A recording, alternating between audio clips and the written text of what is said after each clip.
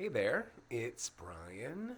I am here with a reflection on Anne James. I have to say that all four of our guest speakers this semester have been super awesome to get to know and have really each taught me so much about different perspectives, just different perspectives alone, but different perspectives of this work that we're doing. And I just found it I find each of them just very inspiring. And so I am so glad to have had the opportunity to listen to all of them. Um, Anne James, she was a delight. I thought that she handled herself with such generosity. That was one of the biggest things I got out of the whole experience was just her generosity in being open and being authentic. I thought that was just an awesome example of what I think is the biggest takeaway I got from hers, which is people are doing the best they can. Let's just all be generous, be an example, and I think her offering us up, the taking the vanity out of our work, I think is something that I needed to hear a little bit. And so those are some big takeaways that I'm taking from Ann James's um, visit with us. I appreciated her being available during the process. She describes her process as introducing herself and telling the company what how different content affects you, forming affinity groups, and then just being present throughout the process. And I think that that was probably very much appreciated, and something as heavy as parade, and something that we can just continue to talk about in my classroom as we approach different kinds of content is to just have regular group check-ins too, and kind of help each other kind of navigate through difficult topics. Helping our bodies navigate through difficult topics, I think, is very important. Um, I think that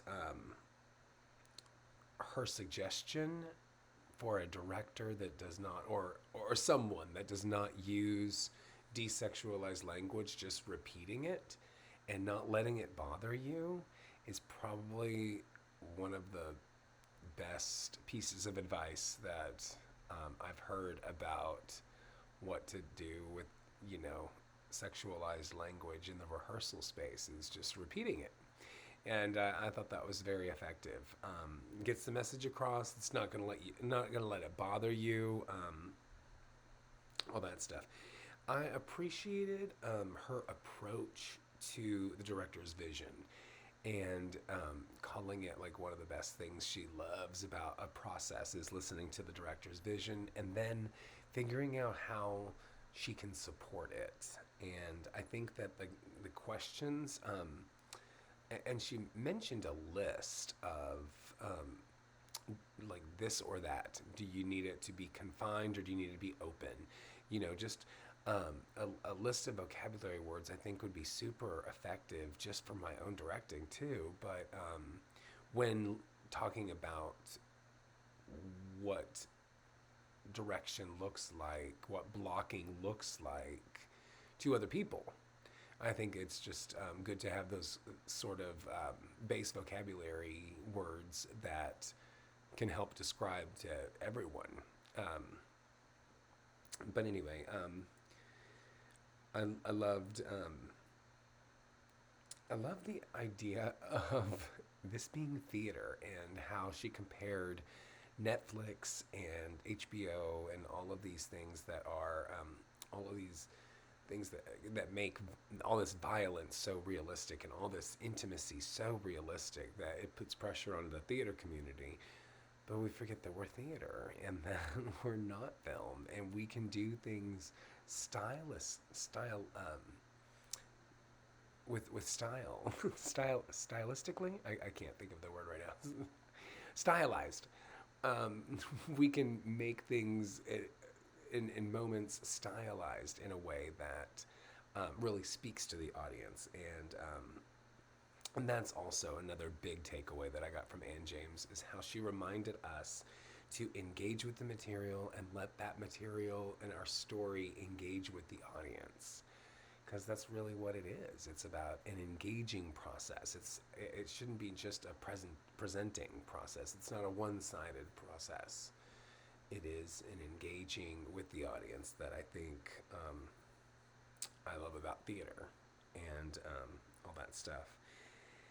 Um, Another huge takeaway is when looking at choreography, maybe I'm overthinking things sometimes. That and using the how much do I need to see versus how much I want to see can kind of help me realize, what story are we telling and how do I tell that story.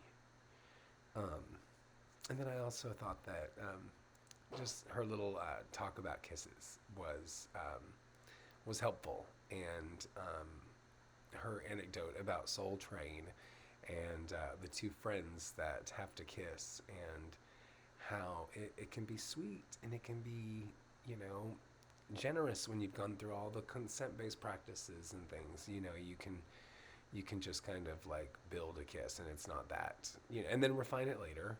But yeah, so I appreciated listening to Ann James, and yeah, so thank you, Ann, for everything you've done, and thank you, Cara and Kelly, for giving us a lot of really wonderful guest speakers.